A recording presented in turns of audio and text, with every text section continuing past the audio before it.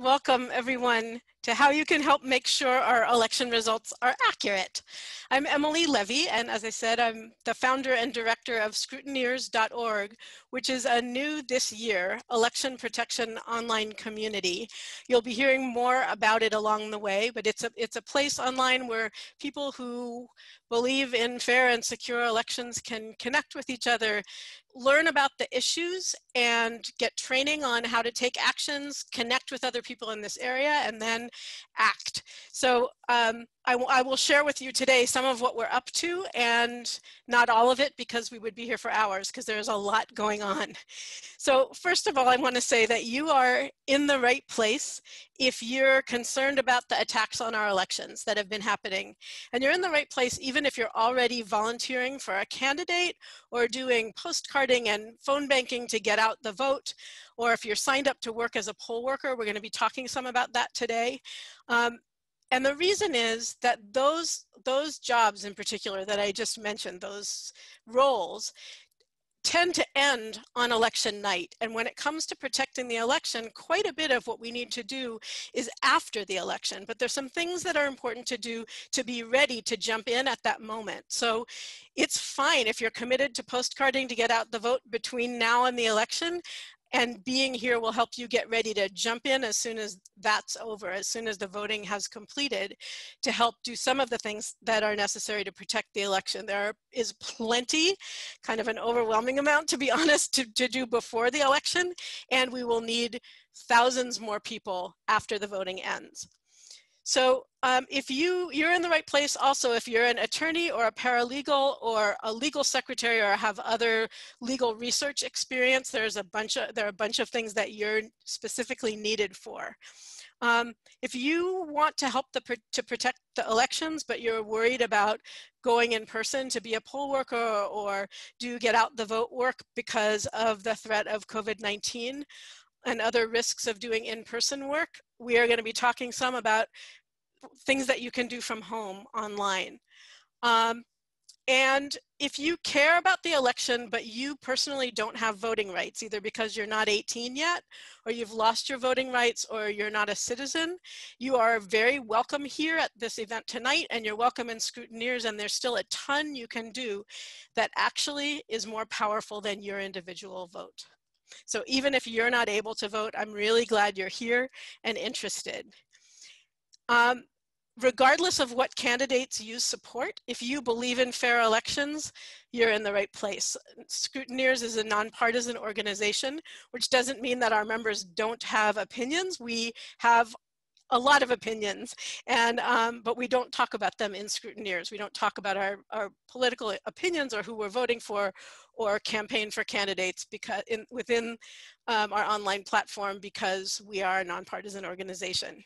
And finally, you're in the right place if you know that action is needed because this election is not going to protect itself, but you're not quite sure what to do. So we're going to be talking today about some very specific things that you can do. So first, I want to stop sharing for a moment and ask if any of those things that I just said apply to you. Would you type into the chat either just yes, or if something jumped out at you as, oh, that's me when I said it.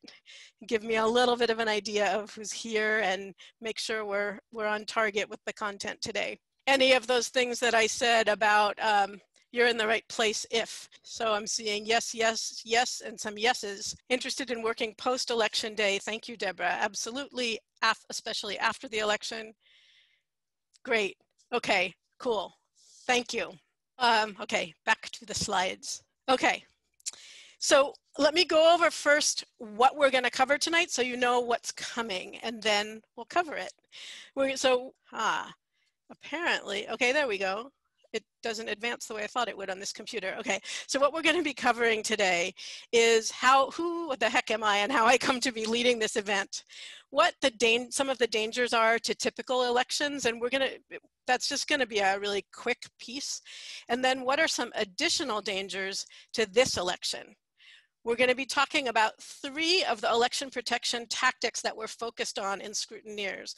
We have 8 primary tactics that we're focused on, and today I'm going to be sharing with you the 3 that are kind of easiest to do without a lot of training and easiest to understand and that just kind of were the clearest to share with you in this short time. And we'll talk about what's needed now before the election a little bit, and what's needed later after the election, after the voting has ended.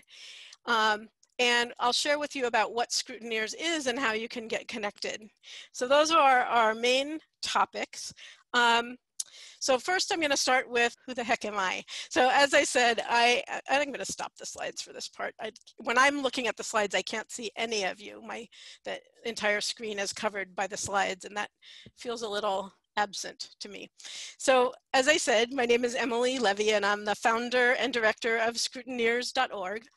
I started doing election protection work in 2004. I actually volunteered with an organization called Move On to help with get out the vote work, but they never called me back to give me my assignment. I was planning to travel to, I think it was Washington State, to work with them. And a friend said to me, you know, we really know in this election in 2004, which was the Bush-Kerry presidential election, we really know who's going to win if everybody who tries to vote gets to vote. The question is, will people really be allowed to vote? And there's this group called the Election Protection Coalition that's looking for people to help make sure people get to vote.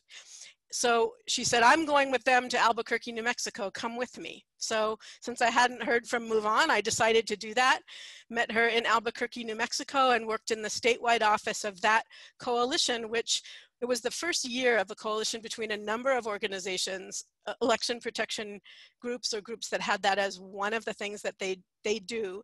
That coalition has evolved into what's now the 866 Our Vote voter protection hotline.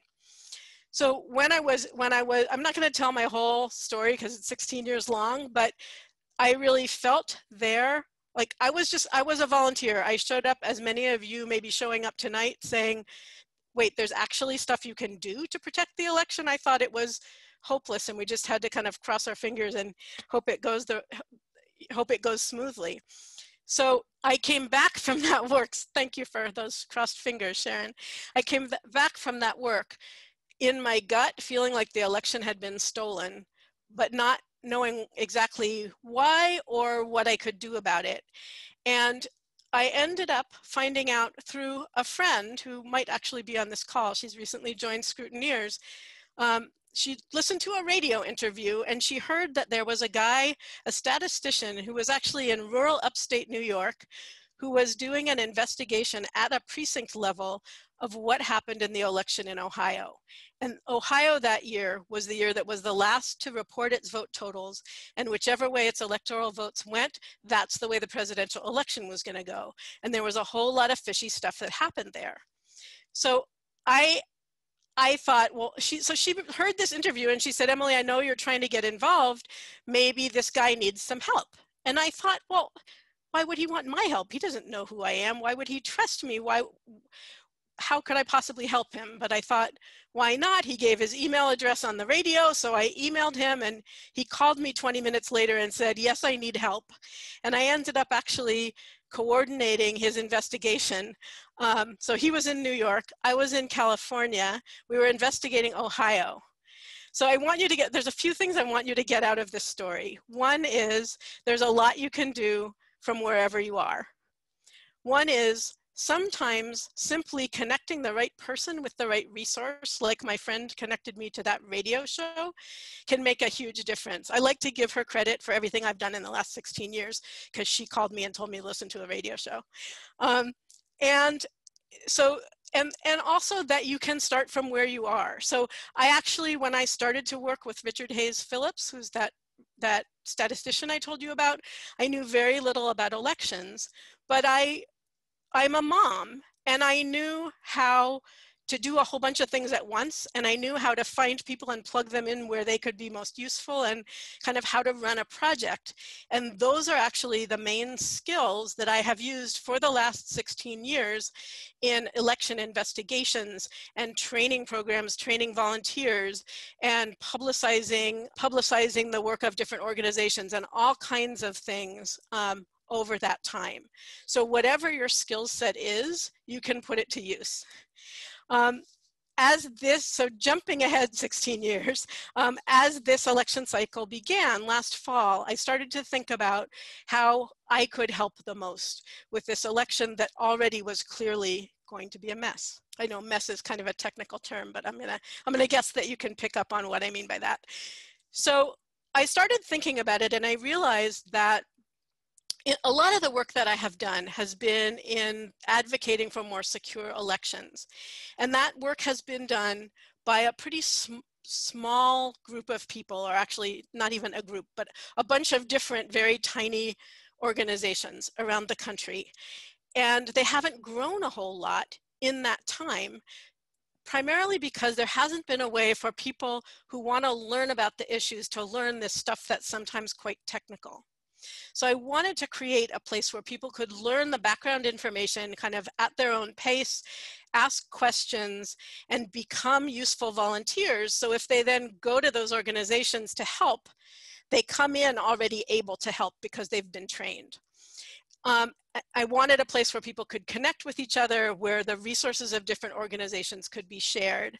And that's why I started Scrutineers.org. So Scrutineer is actually a word that means election investigator or monitor in other countries. In fact, I have a Google alert set up for that word, and I'm finding out about scrutineers being called in to investigate elections all over the world. So, but that word hadn't hit the US yet. So that's what we're calling ourselves. We now have, so we started in January. We have almost 750 members. I hope by the end of this evening we'll hit 750 if some of you choose to join. And we are people who are really experienced. We've got members that are organizations that are some of those leaders I've worked with for 16 years. And we've got people who are brand new to the issue and everything in between. It's a place where people are very enthusiastic about helping each other learn stuff and get their questions answered and take action. I'm really proud of what I started out and what the group is kind of creating itself to be as we go along, including many of the people who are here tonight. So, okay, so I will talk a little bit more about what Scrutineers is later, but I want to get into the protein. We'll just say the protein of today's event. So I'm going to go back to the slides. Okay, so what are the dangers to a typical US election? There are many, but we're going to talk about them in kind of broad terms. The first one is voter suppression, which, in other words, making it harder or impossible for people to vote. And methods of voter suppression typically have included targeting of communities of color and sometimes also college students for suppressive tactics, and have also included dirty tricks, especially targeting those communities. So there's all kinds of ways it happens, and you're seeing some of that in the news stories now, but things like billboards that tell people the wrong date for the election so that they show up the day after the election to vote, or actually robocalls giving people false information about how or when or where to vote, all kinds of things like that. And then also, typical dangers are lack of security. Now, I know most people in the US right now, when they hear the term election security, think foreign interference, or more specifically, Russian interference. And while I do believe that that's a problem, it's not the only thing. And in fact, our very systems that run our elections are very, very insecure. And so they're vulnerable not only to manipulation by people outside the country, but by people inside the country, and even by people inside boards of election or election departments, and inside the companies that sell and often run the voting systems. So insecure systems, manipulation of the vote, and this, we talk about often election security as though it's separate from voting rights or separate from the voter suppression issue, but it's actually a different part of the same issue, because when the votes are manipulated, either by people being discouraged to vote are actually their votes being changed or discarded, that is suppressing the vote, that is disenfranchising people. And then also the lack of security includes poor administrative practices, such as poor chain of custody. Like if you've ever watched a crime drama, you probably know this term, chain of custody, but it's about keeping the evidence safe from wherever it originates to where it needs to be in the end of a process. So keeping the ballots and the electronic records of the electronic voting systems and things like that safe so that we can track what's happened. Oh, and then another poor administrative practice is insufficient or non-existent audits of the election results and election procedures. Almost everything else that the government does is audited more carefully than our elections. What have I done to my slides? Okay, so that's in a typical recent election, your typical recent election. This year, we have some additional dangers, as I'm guessing some of you may have noticed, including COVID-19, which has led to an increase in mail voting, which has led to attacks on mail voting, by which I mean which is called absentee voting in some places, but people who get a paper ballot, mark it at home, and send it in by mail or drop it off. Encouragement of voter intimidation, which is happening from the highest levels of our government this year and is extremely troubling. Another additional danger this year is disinformation on steroids. The amount of information online about elections that's wrong is kind of flabbergasting. And I will say that even there are people in Scrutineers who have said to me, oh, I've created some informational graphics that I want to share around, and often they have disinformation in them unintentionally, either because people have picked up on disinformation and not known it was incorrect, or because it might be correct in one state. So I guess this is misinformation. It might be correct in the state where they live, and they don't realize that if they say it on social media and it's heard by people in other states, that for them, it will be misinformation. This year also has both major parties sending the wrong message. So they're sending different messages. The GOP is sending the message that voting isn't safe. The Democrats are sending the message that voting is safe. And both of them are wrong. Our elections can be safe, but like I said earlier, this election is not going to protect itself. If we leave things the way they are, if we don't have a lot of participation, the election is not going to be safe. And for those of you who are Democrats, I would say it's really important to tell the candidates you support and your local party that as they are, if they are responding to GOP accusations that voting isn't safe by saying the system is completely safe, and then the election is stolen from them, they're going to be hard pressed to say that that's true because they've been saying basically that it's not possible.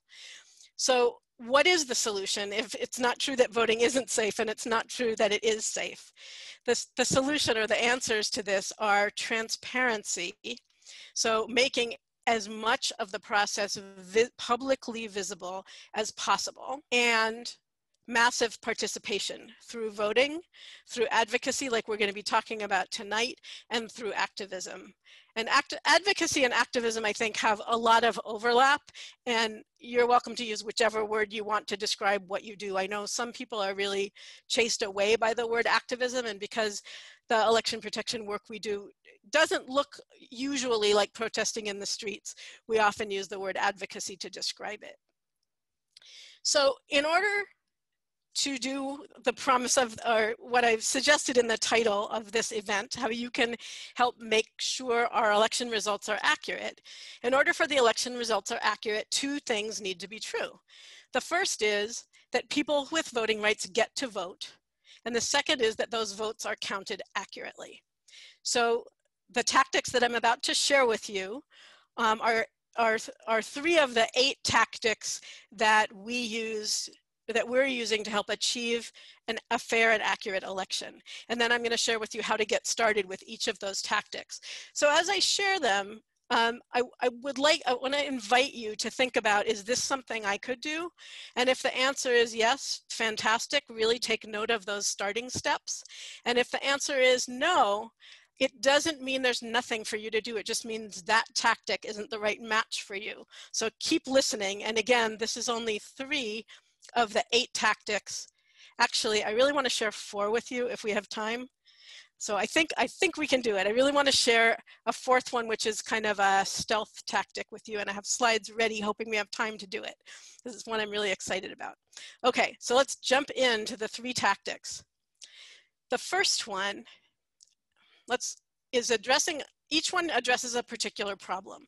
So tactic number 1 addresses the problem that election problems happen inside polling places, and for us to send people to all the polling places all around the country to watch for those problems to occur, some of which are visible if you're present, that's a lot of places to watch. So what can we do about it? Well, there are some people who are already there watching, and they are poll workers. So our project, our tactic, is called the Proactive Poll Worker Project. And basically what we're going to be doing is reaching people who have already signed up to be poll workers, or encouraging people to sign up to be poll workers. They will be paid for that work. They will get some training. In most cases, believe it or not, there are actually some states that give no training to their poll workers. And it's a really hard job in any election. I've done it before. So people will sign up to be poll workers, or we're reaching out to people who have signed up to be poll workers, and we're offering them some supplementary training in election protection to help them understand what some of the things are that they might see or and be able to either take action on or report that are problems that happen in the polling place. So who can do this tactic is people who are willing to work in person at a polling place. So I'm wondering if we have any poll workers on this call, or anyone who's considering being a poll worker. I'd love it if you'd type it into the chat, and let me stop the share for just a moment so I can see if anyone does that. Signed up but haven't heard back yet. Yes, I'm a poll worker. I'm planning on doing it. Great. Great. So I want to encourage you to come take our supplementary training that will help you know how to look at the election while you're working the polls from an election protection standpoint, and what happens, what to do if you see problems happening. Okay, so resuming the share. Okay. So how to get started on this. This is, I think, probably pretty obvious by what I've said already. So sign up to be a poll worker, and you can either sign up directly with your jurisdiction, or you can go to powerthepolls.org or pollhero.org. And Poll Hero is an organization that is specifically recruiting high school and college students to be poll workers. In some states, high school students or youth can be poll workers if they're age 18 or, age 16 or older. In some states, you have to be 18. So if you want to know what the requirements are, where you live, and to become a poll worker, and the contact information, workelections.com is a website that will give you that information. And then to join Scrutineers to attend our proactive poll worker training. Okay, so that's tactic number 1. Tactic number 2, in this case, the problem we're addressing is changing vote counts. Now, what do I mean by that? Unfortunately, sometimes the vote counts for candidates change in between the time the ballots leave the polling place on election night to be taken to the central counting facility, and the final count that's announced by the county or the state. This is something that shouldn't happen. The count that's at the polling place is it's as close as we have to the raw data. Because electronic voting systems are in use that are manipulable, it may not be exactly correct, but it's the best thing we've got. And if those vote counts change after leaving the polling place, that really, really indicates a problem. So I want to give you an example of something that, an example of this problem happening. So using the tactic I'm about to tell you about, a man named Benny Smith, who is now both on the Scrutineers Advisory Committee and is now an election commissioner in Shelby County, Tennessee, so Shelby County is where Memphis is. So in Memphis, he discovered that in some Black precincts, this was in 2015, 40% of the vote disappeared in specifically Black precincts. And so in other words, interestingly enough, only 3/5 of the Black vote in those precincts was counted. And I'm not talking about the ballots disappearing, I'm talking about the number of votes tallied. So, and Sean, I think you've got a link to a video of an interview with Benny about this thing that happened. And if you could put that into the chat, that would be great. And if not, I could do that later. So what did he do? How did he discover this? He discovered it by going to the polling places at the end of the night and taking photographs of what's called the poll tapes, which look like cash register tapes. They're printed out they're printed out on each voting machine at the end of the night. And in most states, election officials are required to hang them in where the public can see even after the polling place is closed. So on the outside of the door or inside the window facing out or that kind of thing. And so what he compared was the totals that were on those poll tapes to the eventual announced vote count.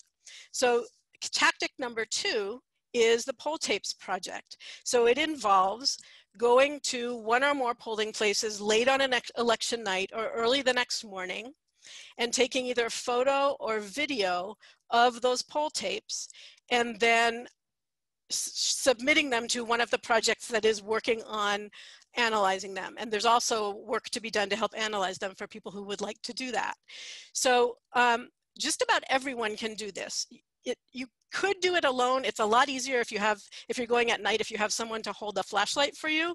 I've tried to do it alone and it's tricky, but 2 people. So it can be someone in your COVID bubble. This is a COVID safe thing because you're outside a door of a closed polling place and you're only there for a couple of minutes. You have the option to go around to different polling places. I think I've done about, well, it depends on where you live, how far apart they are and that kind of thing, how long it would take to do multiple polling places. And so if you want to do this, and it's one of the simplest things and we need this all over the country.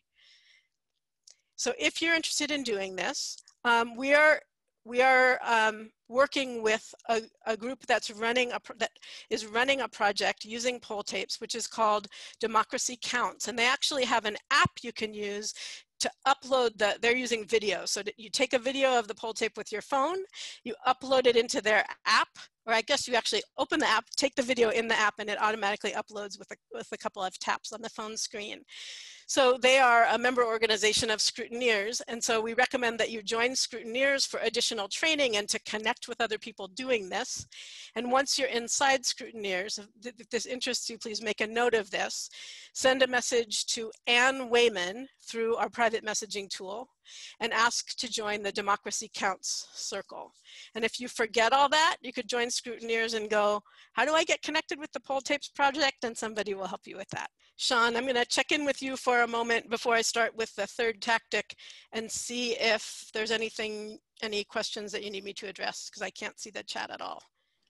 Yeah, there are 2 questions. There are 3 questions. I answered one of them, but the first one is, which states don't have poll worker training? So I can't tell you that off the top of my head, but I believe that there's a listing at the site. Let me stop the share and type this into the chat. I believe that there is a listing at ncsl.org. And there may also be a listing at one of those poll worker links that I gave you. Awesome. And the second question is, do the poll workers just let you walk in and photograph the poll tapes, or do you need credentials? You don't need credentials to do this, and you actually don't need to go inside. And that's why we're saying this is a COVID safe tactic, because where it's required to post the poll tapes, it is required that they be posted publicly, so outside the door of the polling place. It doesn't happen immediately after the polls close because they've got a bunch of steps that they need to do to tie up everything at the end of the night, but usually within a couple of hours after the polls close, the tapes are posted, and they should still be there by the next morning. Though with the dirty tricks that are happening this year, I will not be shocked if there's people traveling around pulling them down. So if you can be there waiting in your car until they're posted, that's ideal. And no, not every state has to post poll tapes, and it's actually something folks are working on in Scrutineers to do some research on which are the places where it's required and which aren't. That's information that's actually a little bit hard to find. So, but we can help guide you to look for it. Excellent. And there's one more question that just popped up. Will you have a nationwide website where these problems that are observed will be shared? Specifically, in the context for this question is the Poll Worker Project. So Democracy Counts has a website, and I'm not sure what their plans are for sharing this information. There's also the 1-866 Our Vote hotline, which collects a bunch of information. And what will happen is in places where the information is analyzed and found not to match, is that a lot of attention will go to investigating, to legally challenging the election and to investigating what happened. And at what point that information will be made public, I'm not sure. It probably depends on who's doing the investigation and what they feel is best for their strategy. Okay, so I'm gonna keep going here.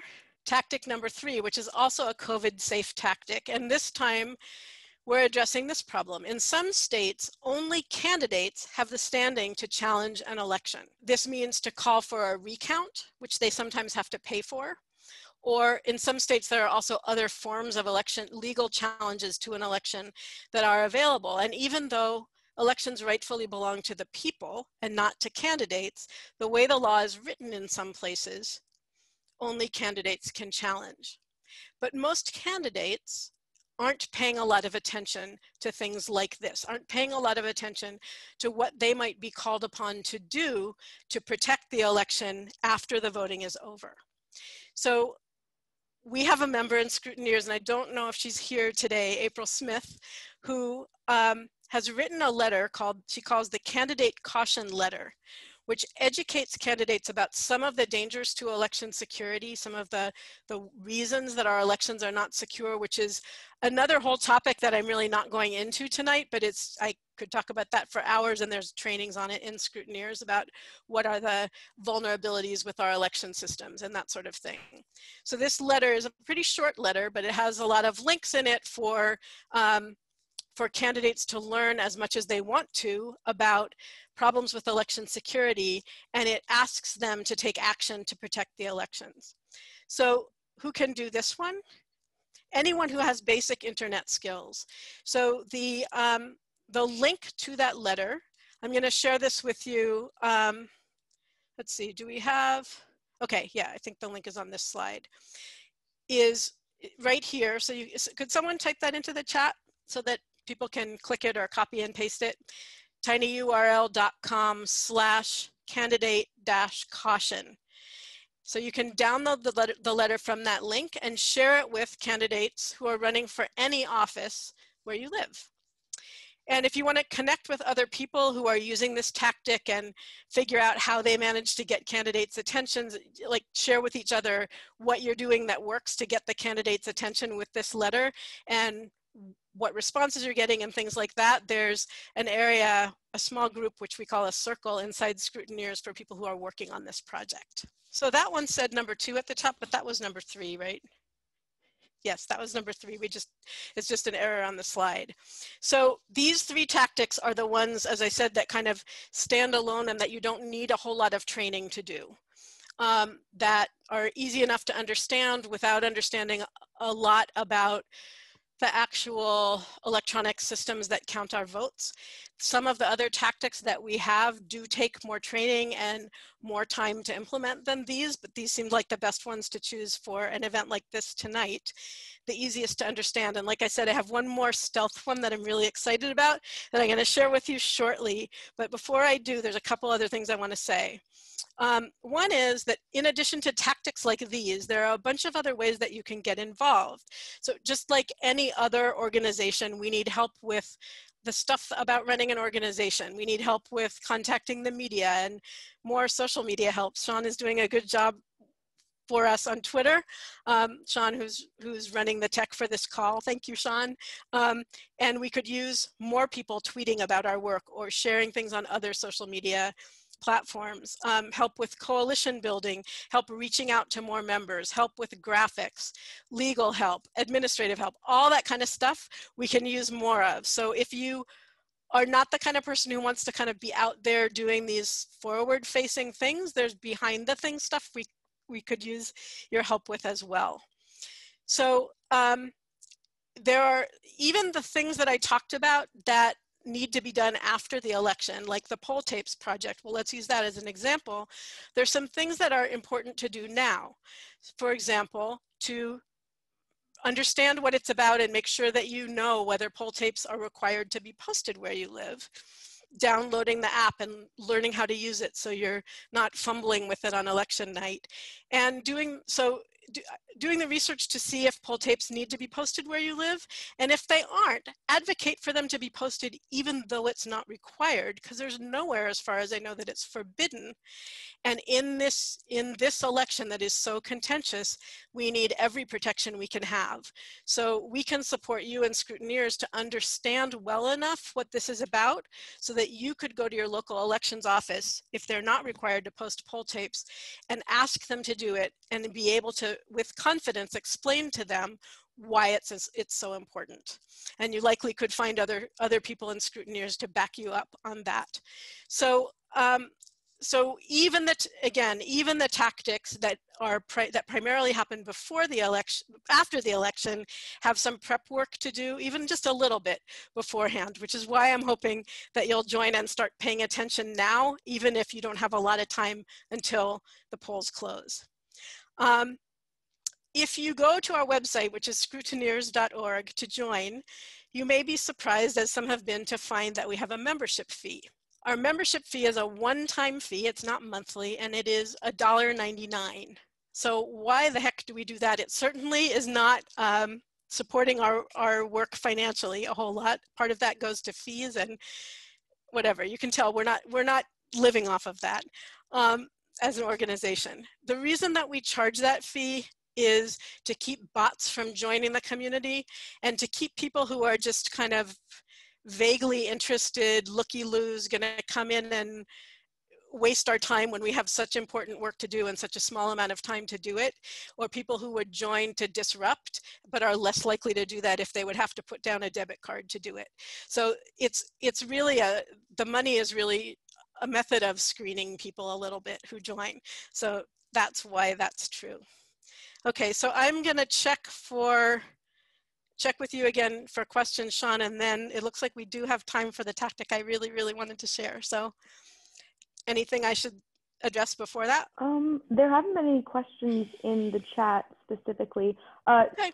Susie was just clarifying that by the website, by ncsl.org, do you mean the National Council of State Legislators website? Yes, legislatures, okay. Yes. And then one other thing is that I wasn't able to find the link to the Benny Smith interview for non-scrutineers members. I put the scrutineers link, but okay, if we wanted to send that out afterwards. It's in the script that I sent you, so you could probably, if you can get to that, you can copy and paste it in the, I can do that. Outline of the call. Okay. I will do that ASAP. Cool. Okay. So I've been trying to think for a while about what could we do that we haven't done before to protect this election. What could we do that's unexpected? And I came up with an idea that I was really excited about, and I thought, there's no way we're going to be able to pull this off. And I was wrong. We can, and we are. So I'm thrilled about this. You may have been hearing that we are unlikely to know the results of the election, and I don't just mean the presidential election, but the other races as well, on election night, and that one of the main reasons for this is because there's so much mail-in voting. Now, why does that slow things down? There are a few reasons, one of which is each ballot has to be taken out of the envelope. And when you're talking about thousands or millions of ballots, that's no small task. And in most states, when the ballots come in, they're in an envelope that has a signature on the outside, and in most states, that signature has to be verified as matching the signature on file for each voter. Some jurisdictions have computers that take a first pass at it to see if the signatures match, but then if the computer can't tell, they still have to be reviewed by people. And in some places, it's only people who do this work. It's a huge job. And and it's only one part of the system, but this is a huge job. And it's something that we can't count on being done fairly. There is a potential bias in the process of matching signatures because there's enough information on the outside of the envelope. I'm not sure if this is true everywhere, but I believe it is, to be able to tell where that voter lives, which may in some cases give an indication of what party they're likely to be from or what race they're likely to be. So somebody could be working at a computer matching signatures and say, oh, this ballot, oh, I know what neighborhood this is from. These signatures don't match. Oh, this one over here, well, these signatures look kind of different, but I'm sure this one's fine. This has been known to happen, and enough vote by mail ballots have been disqualified in races in the past to reverse the outcome of the race. So this is potentially a huge problem. What can we do about it? We're teaching our members who would like to learn how to authenticate signatures. So we've hired a national expert on signature authentication to train members in how to tell whether two signatures match or not. That will prepare our members to do one of two things. One is if there are temporary positions, temporary jobs at their election department or election office helping with signature authentication, they will be more qualified for those jobs than anyone else who applies. And the second thing is, even if people don't want to or can't get jobs like that, to be able to go into the to the offices where this work is happening and watch the people who are doing it to make sure they're doing it fairly. And you'll be able to tell whether they are or not. So so who can do this? People who are willing to dedicate time to volunteering or apply for a paid position. And this is very likely to be in person.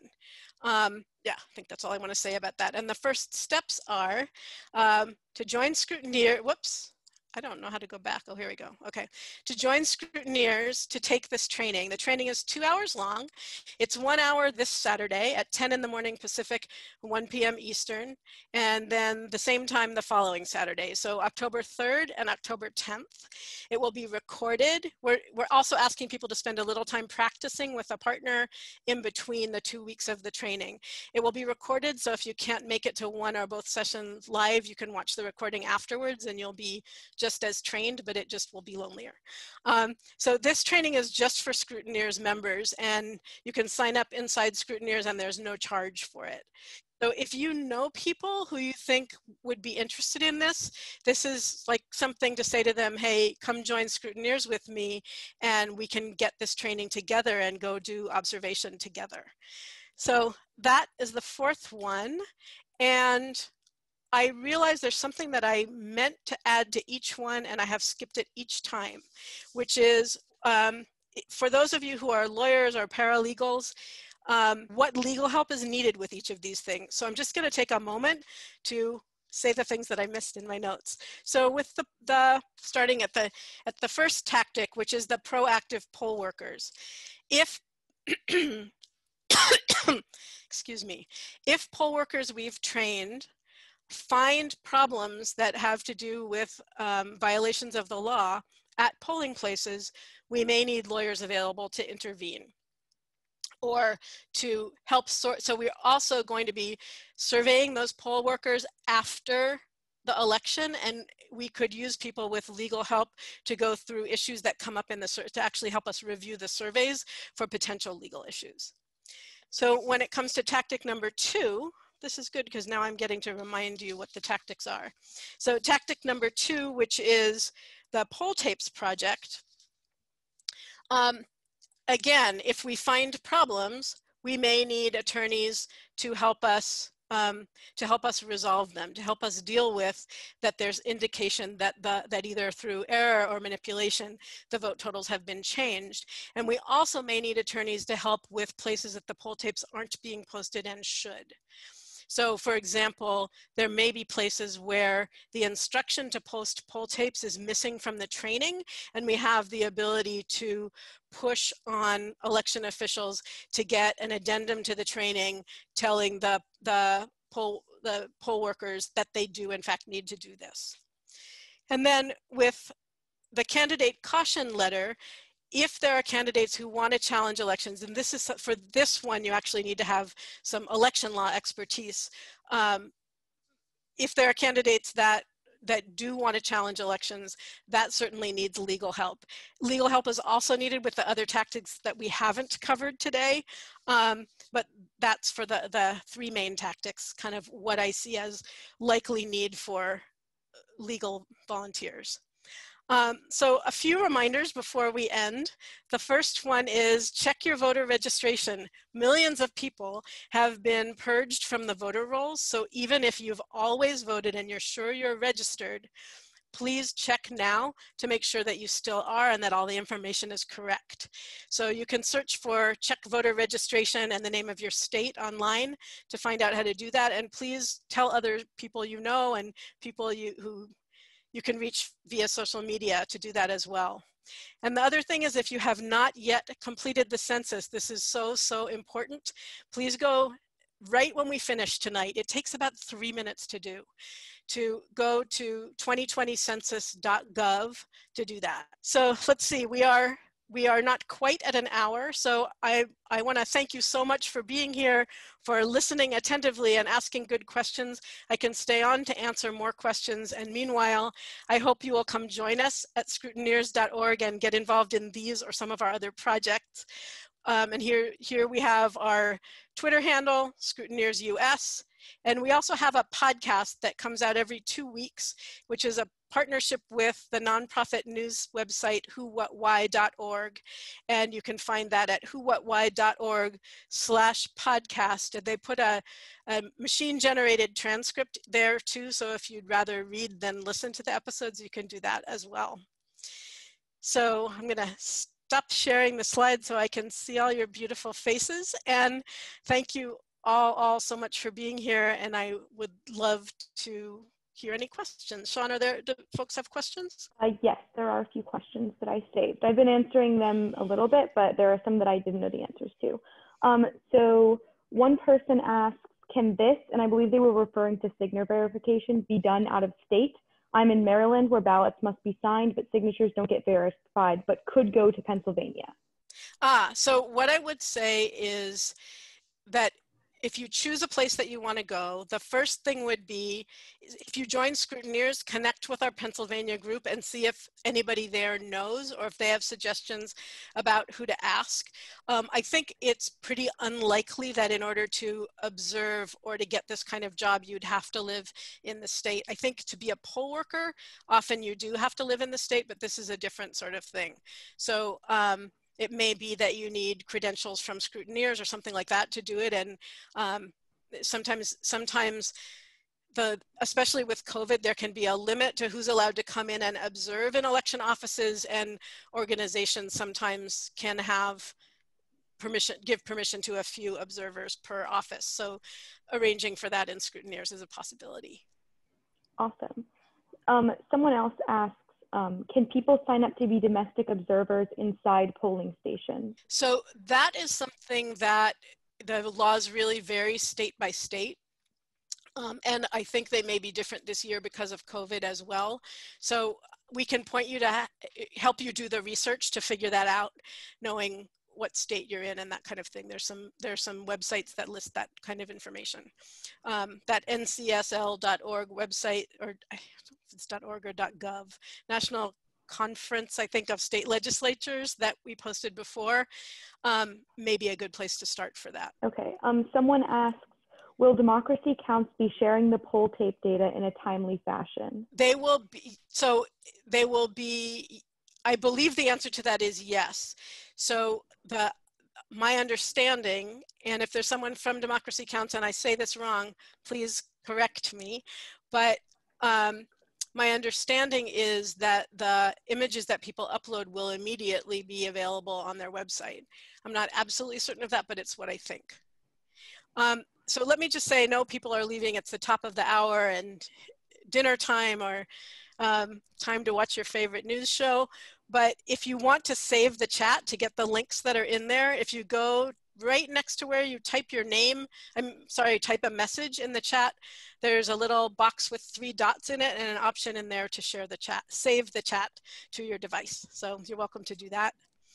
And any other questions? Someone asks, when will the poll worker training be? I think I could maybe just, if you said it, I could relay it to the chat so that people have it in there. So the proactive poll worker training isn't scheduled yet. We're developing the training materials now. And if people need some information because they're going to be poll workers during early voting, which has already started in some places, we can get you some information in a kind of less organized way than it will be when we're ready to actually lead the training. And one thing that happens is when we do trainings in Scrutineers, if they're like a video event like this, we always post the video inside the site afterwards, and it's really easy to find. You just go to events and click on past events, and it's right there. So I realize I kind of skipped the part about telling you more about what you'd find inside the Scrutineers site. Before you join, you don't see much. You just see a home page. But once you join, it looks kind of like a social media site inside. It's got a feed with the posts of things that you're following, and you can post there to share a news article or ask a question or start a conversation about something. And then we also have a whole resources area that's got a ton of information in it. And we have small groups that we call circles. There's one for each state. And each of the projects that I've talked about tonight, I think they all have circles for them.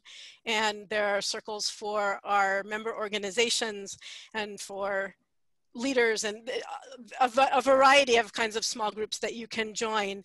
And then the posts from whichever groups you're in all automatically aggregate. I hope they don't aggravate. They aggregate and show on your feed. So let's see, Crystal says, I can't figure out how to save the chat. Let me say it again slower. So if you open the chat window and act like you are going to post a message by typing, it's at the bottom on a computer, it may be in a different place in the chat window on other devices. In the corner of that little area where you can type, there's a square with 3 dots in it. And if you select that, there's an option to save the chat. It's also possible that the chat cannot be saved through cell phone or tablet, but at the very end of the event, we could also save the chat and then distribute it along with the recording. So if you would do that action, or actually, Michelle, if you would be willing to do that, because I know you know how, that would be great, because if I save it, it also includes any private messages people have sent me, and I don't know if there are any because I haven't been looking, so I don't want to violate someone's confidentiality by sharing my view of the chat. Yeah, there are some more questions if you're ready to answer more questions. Yes. Okay. So we have a question that this is verbatim, might be a Jenny question, but are there any voting machine systems that do not produce poll tape?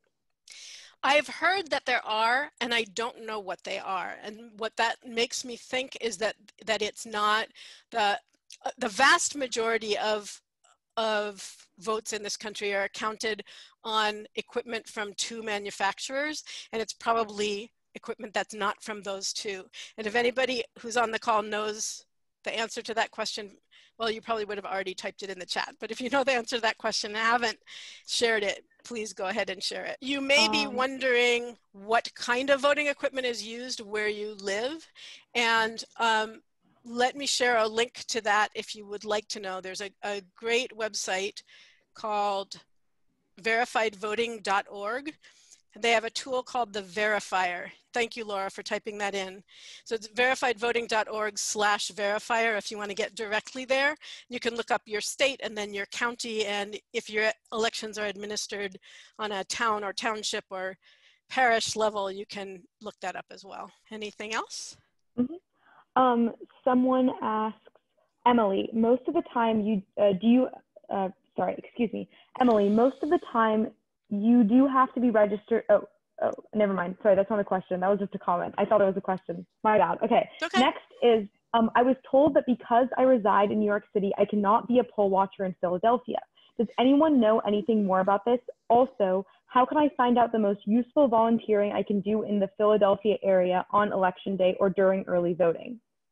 Great question. So there are some fantastic organizations that are doing work in Philadelphia. Let's see, I want to see if Karen is still on the line. Karen Heisler, are you still here? Because I know she's connected with a group that's working there, and I spoke with one of the leaders this weekend. But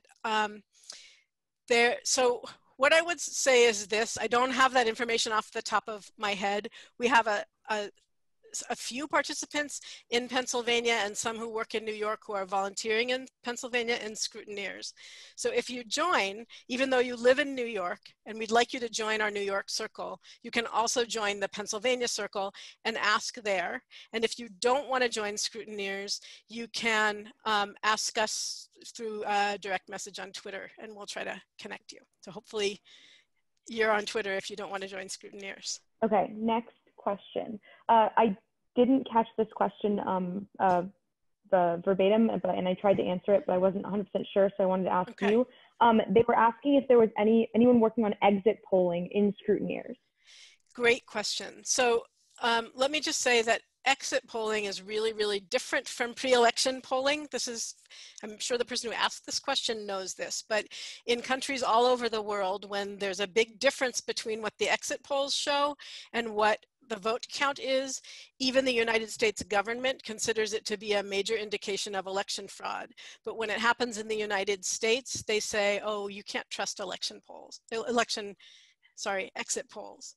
So we are not actually sure yet whether there is going to be exit polling this year in the United States.